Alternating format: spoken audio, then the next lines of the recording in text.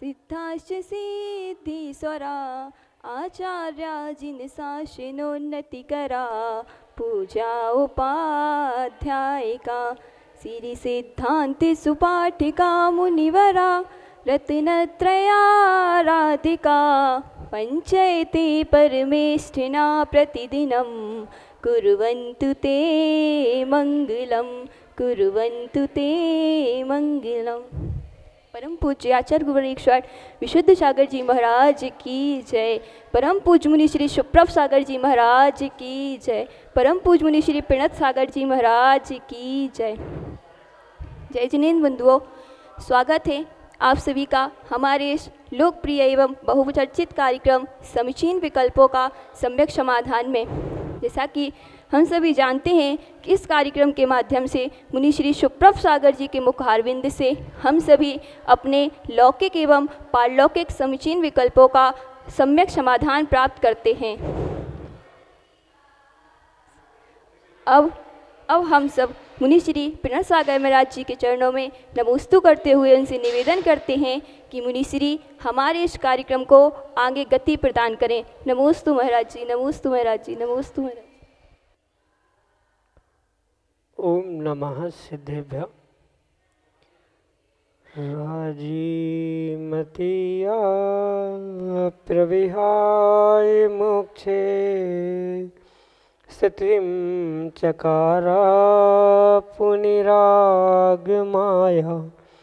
सर्वेषु जीवेषु दया दधानस्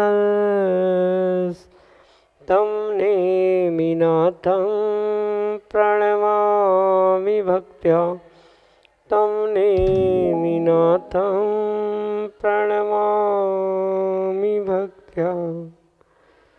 पंच परमेष्टि भगवान की परम पूज्य आचार्य भगवंत गुरुवर विशुद्ध सागर जी मुनि महाराज जी की परम पूज्य मुनि श्री सुप्रभ सागर जी महाराज जी की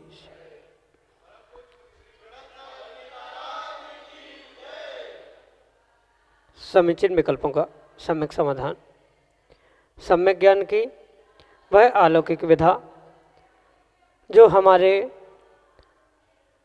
अज्ञान रूपी अंधकार को नष्ट करके और ज्ञान ज्योति से प्रकाशित कराने वाली है, क्योंकि ज्ञान ही सुख का कारण है और अज्ञान दुख का कारण है। उस अज्ञान को नष्ट करने के लिए और ज्ञान की प्राप्ति के लिए वह कार्यकारी उपाय समीचीन विकल्पों का सम्यक समाधान, जो कि हम सभी प्रतिदिन आगम के परिप्रेक्ष्य हैं, परम पूज्य मुनि श्री सुप्रभ सागर जी महाराज के मुखारबिंदु से प्रतिदिन प्राप्त कर रहे हैं। प्रारंभ करते हैं आज का सम्यक समाधान। और आज के पहले विकल्प के लिए पंडित श्री नंदन जैन, टीकमगढ़ मध्य प्रदेश से परम पूज्य मुनि श्री के श्री चरणों में बारंबार नमोस्तु निवेदित करते हुए अपना समीचीन विकल्प रख रहे हैं कि महाराज जी, संसारी आत्मा के साथ जो कर्म बंधे हुए हैं वह द्रव्य और भाव कर्म रूप दो प्रकार के हैं, जिसमें द्रव्य कर्म तो पुद्गल परमाणु रूप हैं, तो क्या भाव कर्म भी परमाणु रूप हैं या नहीं? हमारे समीचीन विकल्प का सम्यक समाधान करने की अनुकंपा करें। नमोस्तु महाराज जी, नमोस्तु। ओम नमः सिद्धम। परम पूज्य आचार्य भगवान गुरुवर विशुद्ध सागर जी महाराज की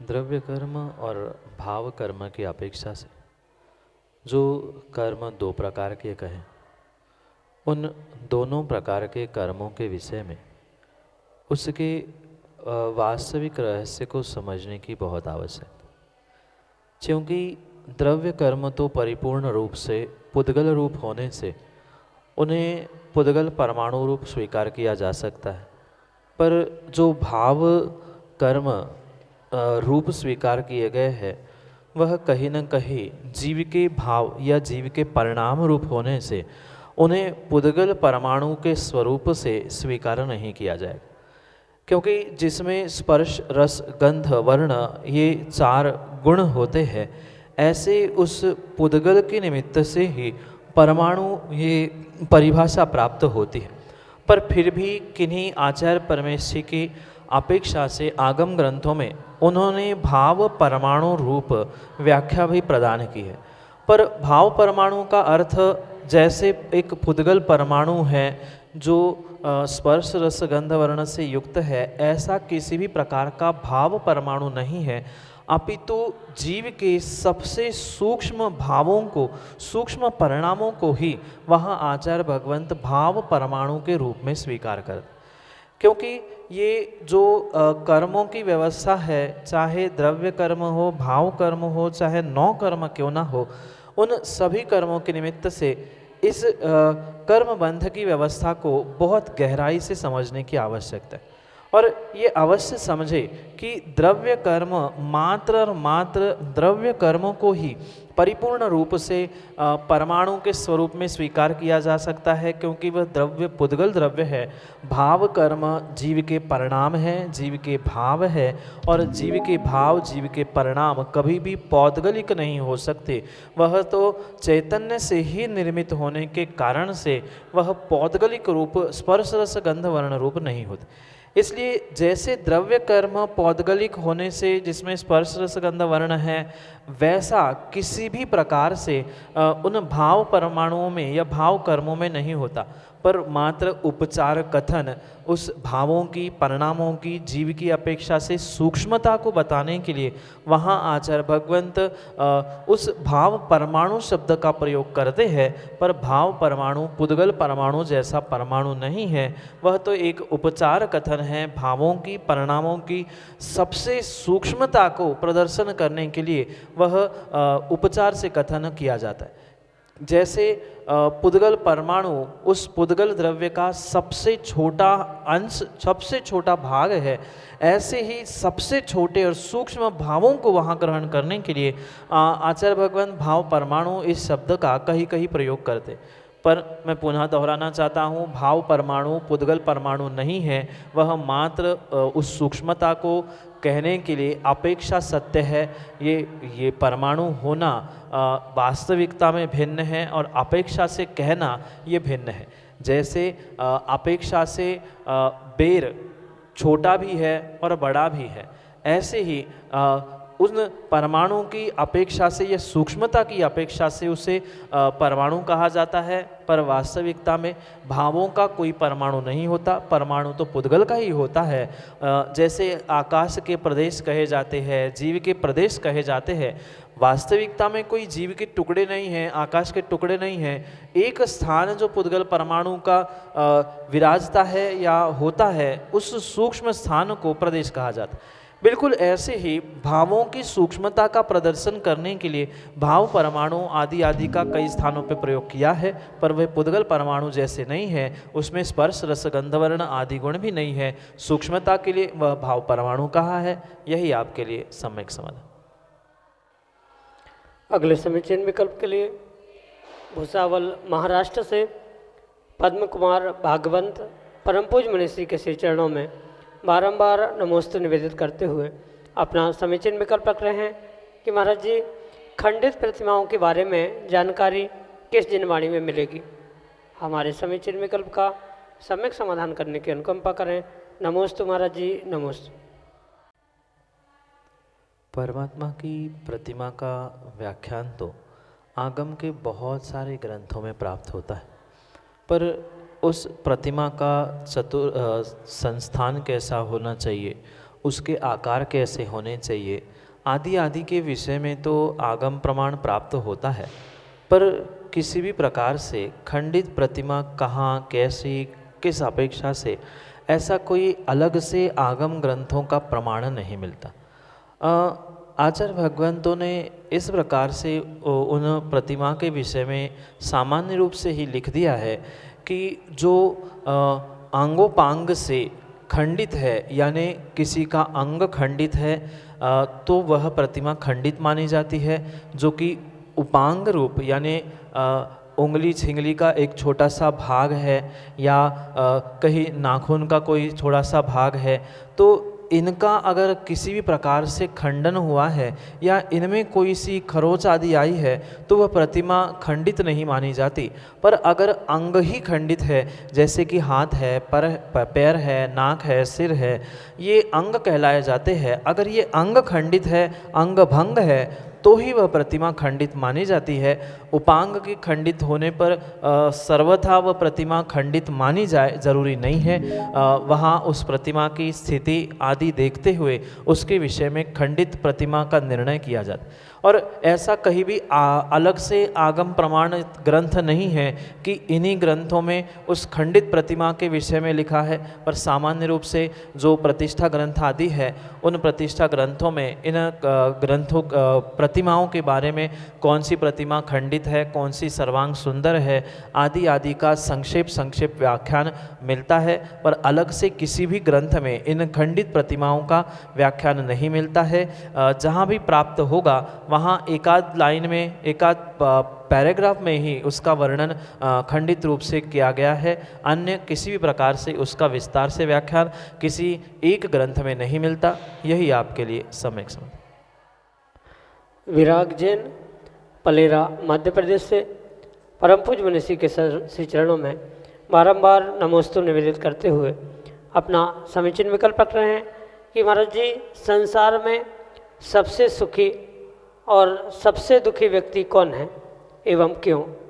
हमारे समीचीन विकल्प का सम्यक समाधान करने की अनुकंपा करें। नमोस्तु महाराज जी, नमोस्तु।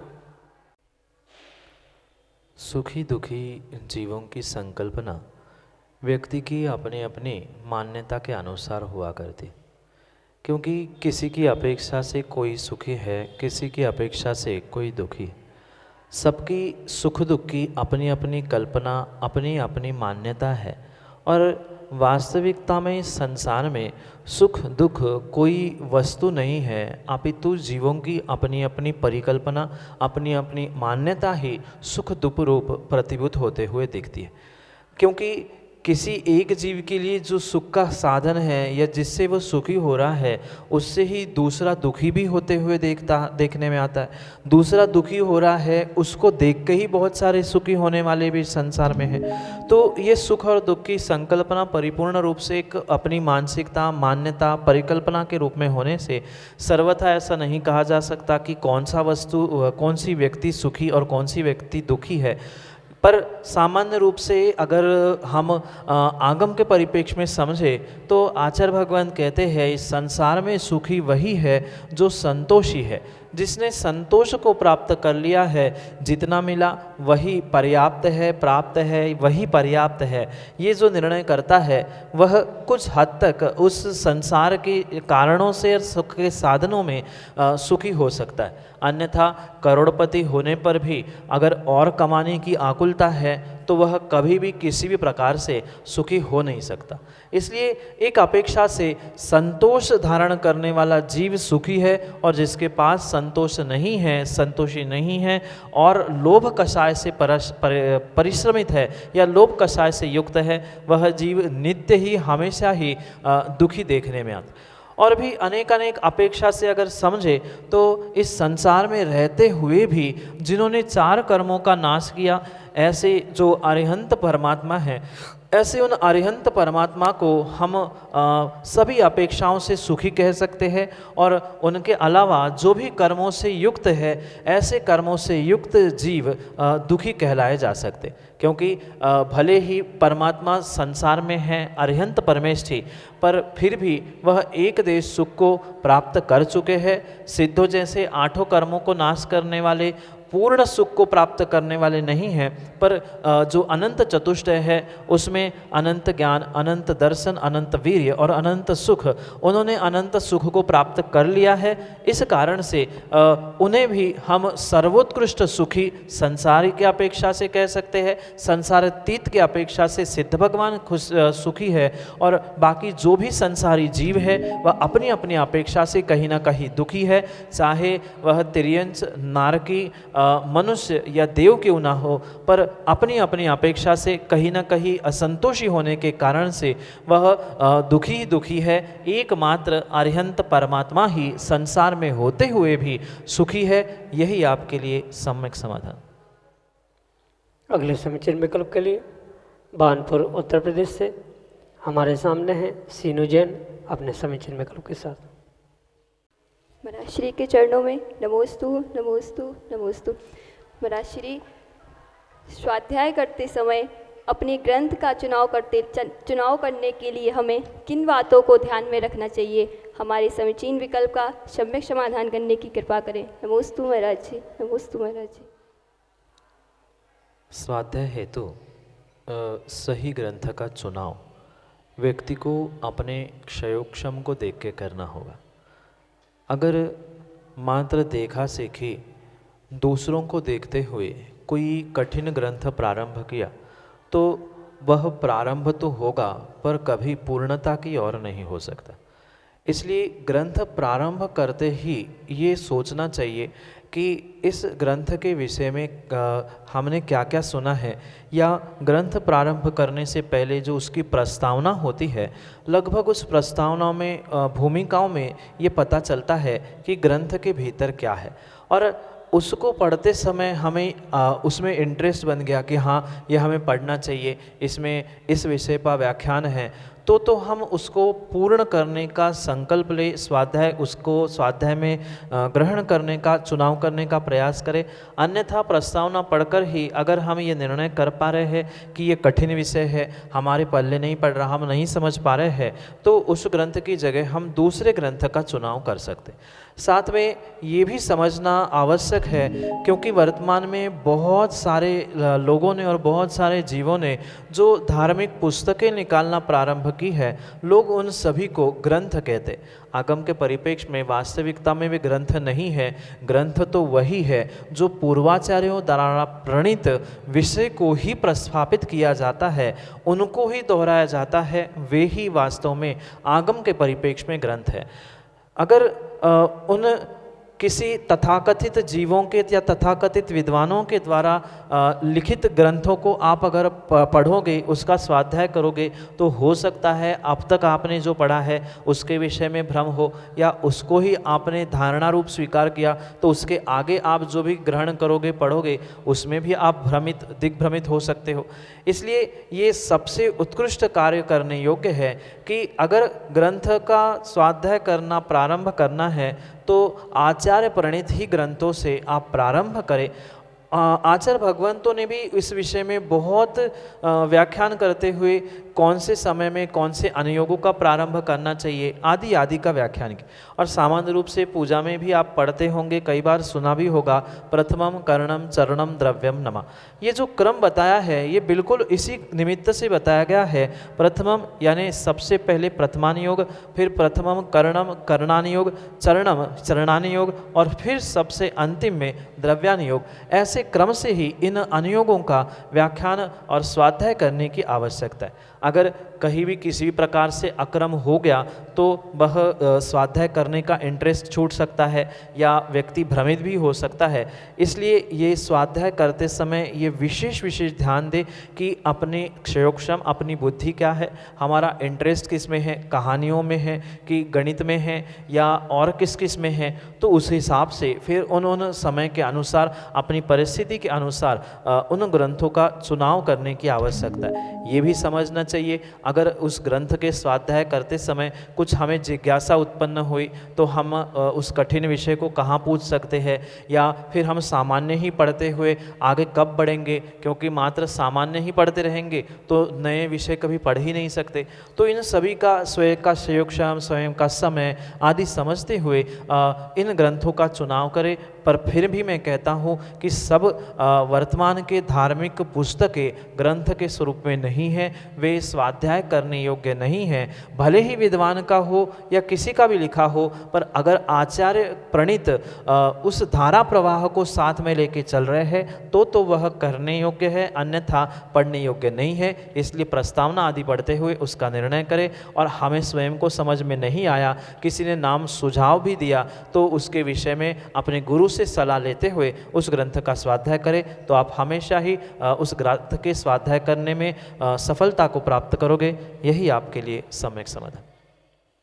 अगले समीचीन विकल्प के लिए हमारे सामने हैं राकेश जैन, बरुआ सागर उत्तर प्रदेश से। अपने समीचीन विकल्प के साथ। के चरणों में कोटि सा नमन। गुरुवर, जब हम घर से मंदिर की ओर चलते हैं तो जिन दर्शन के पहले हमें कोई असहाय व्यक्ति मिलता है तो पहले हम उसकी सहायता करें या पहले हमें जिन दर्शन करना चाहिए, हमारा मार्गदर्शन करने की कृपा करें। नमोस्तु गुरुवर, नमोस्तु। और राकेश जी, हमारा जैन धर्म बहुत विशाल है और उन जैन धर्म की क्रिया, जैन धर्म की सोच बहुत बहुत ऊंची है। इसलिए हमारे आचार्य भगवंतों ने मात्र जैन धर्म की उन क्रियाओं से, जैसे भगवान की पूजा, देव दर्शन आदि तक ही श्रावकों को सीमित नहीं किया। जो अहिंसा रूप विश्व धर्म को हम जैन के धर्म रूप या जैन जिन धर्म के रूप में स्वीकार करते हैं, वहाँ पर परिपूर्ण रूप से सबसे पहला स्थान अगर किसी को है तो वह दया, करुणा, अहिंसा के लिए। भले ही आप जिन मंदिर के दर्शन 1 घंटे 2 घंटे बाद कर लेना, वह वेदी पर बैठे हुए भगवान कहीं भागने वाले है नहीं हैं। वे तो जहाँ हैं, जैसे है वैसे ही है। अंतर इतना ही होगा कि आप 8 बजे दर्शन करने की जगह हो सकता है 9 बजे 10 बजे दर्शन करने के लिए पहुँचे। पर ये परम आवश्यक वर्तमान के सभी जीवों को समझने की आवश्यकता है कि धर्म हमें बहुत बड़ी सोच देता है, जबकि आज के जीवों ने उसे बहुत संकुचित करके रखा। उन्होंने उसे ही धर्मात्मा माना है जो मात्र सुबह शाम मंदिर में आता है, भगवान का अभिषेक, पूजा, स्वाध्याय आदि आदि कार्य करता है।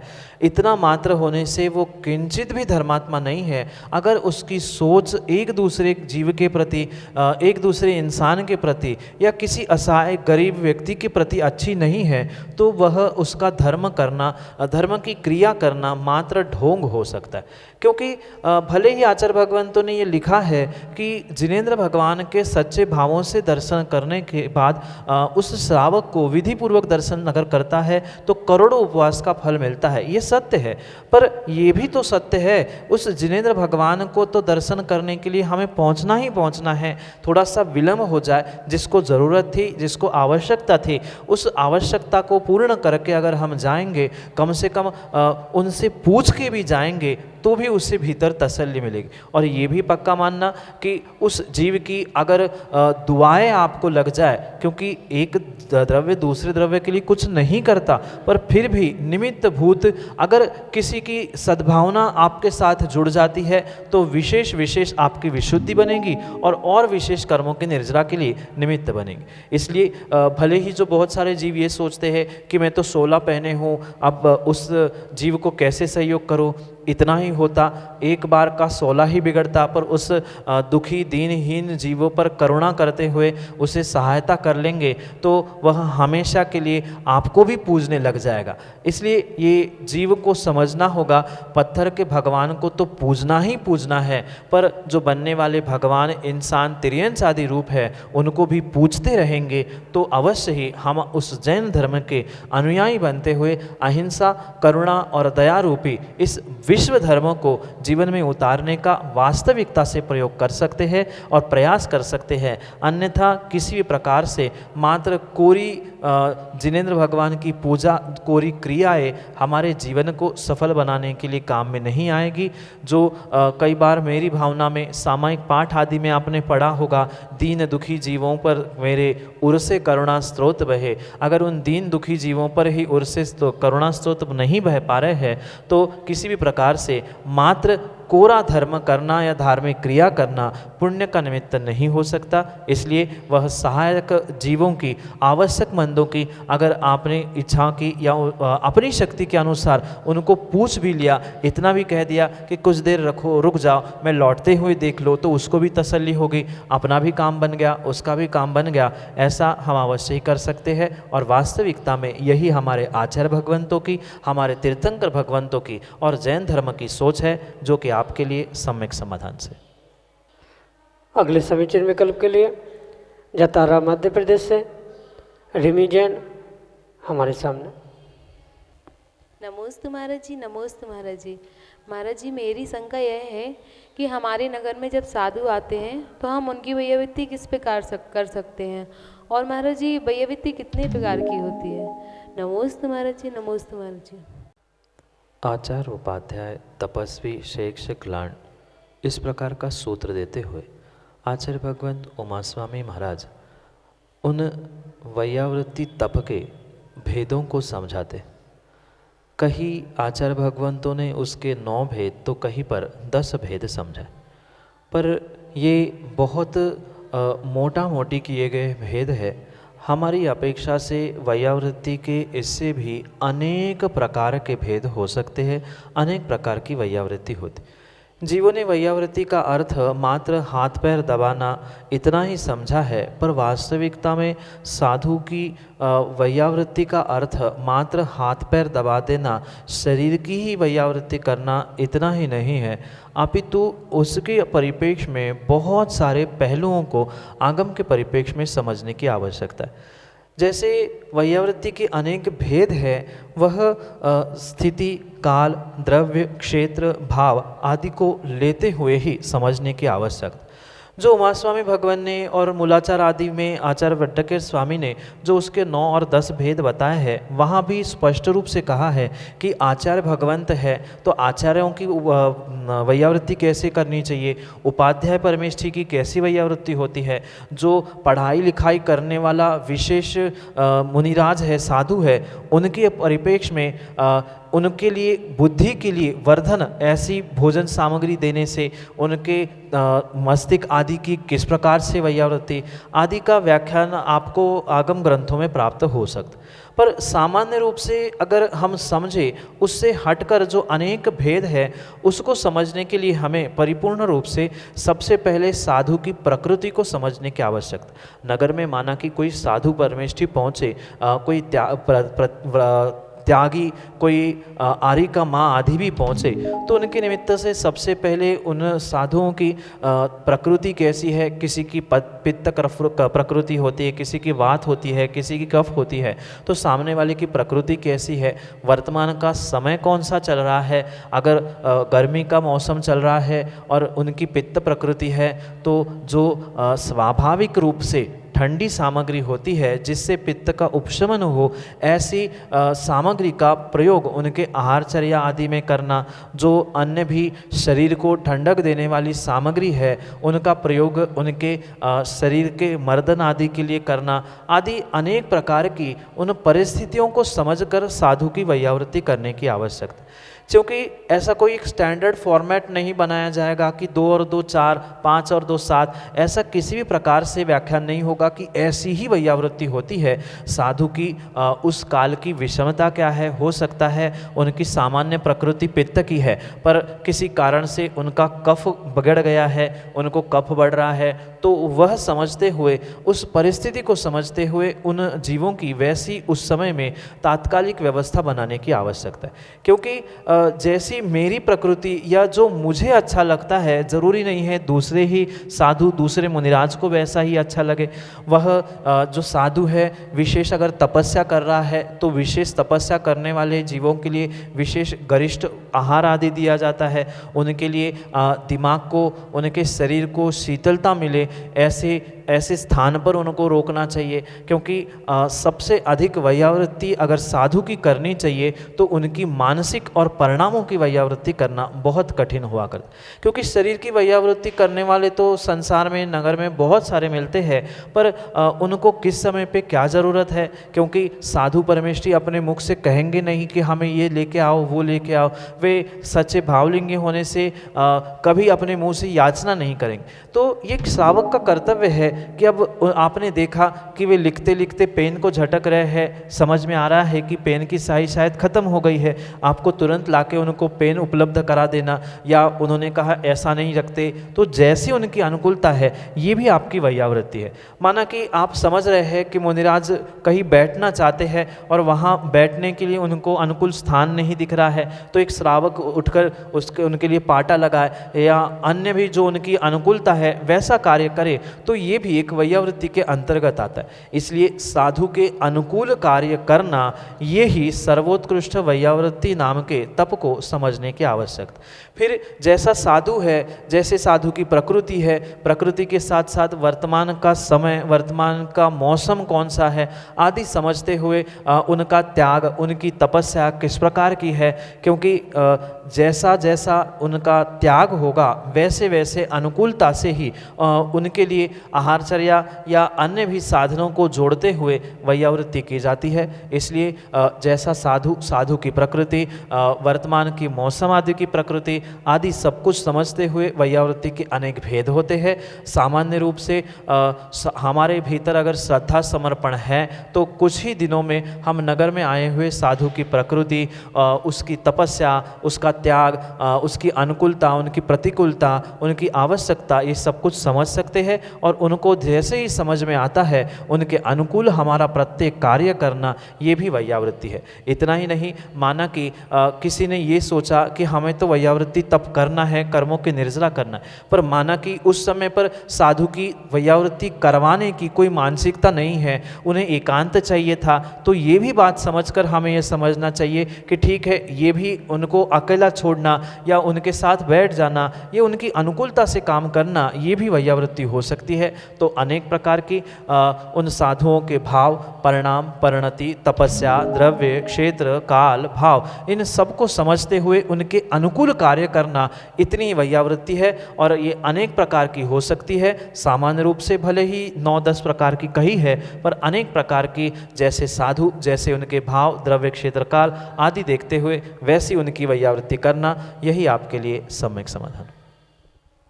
जय जिनेन्द्र बंधु, हम और आप सभी लाभ ले रहे थे हमारे इस बहुचर्चित कार्यक्रम समीचीन विकल्पों के सम्यक समाधान का। मुनिश्री का यह कार्यक्रम हमारे YouTube चैनल सुप्रभाष पर प्रतिदिन 5:13 पर प्रसारित किया जाता है। अगर आप सभी अपने मन में उठने वाले समीचीन विकल्पों का समाधान मुनिश्री के मुखारबिंद से चाहते हैं तो आप हमें अपने विकल्पों को व्हाट्सएप के माध्यम से भेज सकते हैं। हमारा व्हाट्सएप नंबर है 8707548811। अगर आप अपने विकल्प को ईमेल के माध्यम से भेजना चाहते हैं, हमारी ईमेल आईडी है samyak.samadhan@gmail.com। और मुनिश्री के प्रवचन जिनवाणी चैनल पर 7:40 पर प्रतिदिन प्रसारित होते हैं, तो आप सभी मुनिश्री के प्रवचनों का लाभ अवश्य लें। जय जिनेन्द्र।